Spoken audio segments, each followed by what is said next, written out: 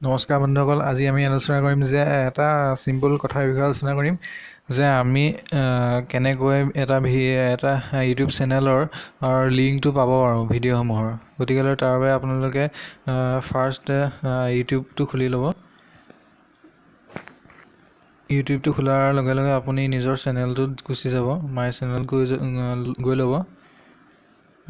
আৰু নেক্সট আপুনি যিটো ভিডিঅ' আপুনি ভিডিঅ'টোৰ দাঁতি 3টা ডট আছে, সেই 3টা ডটত ক্লিক কৰিব।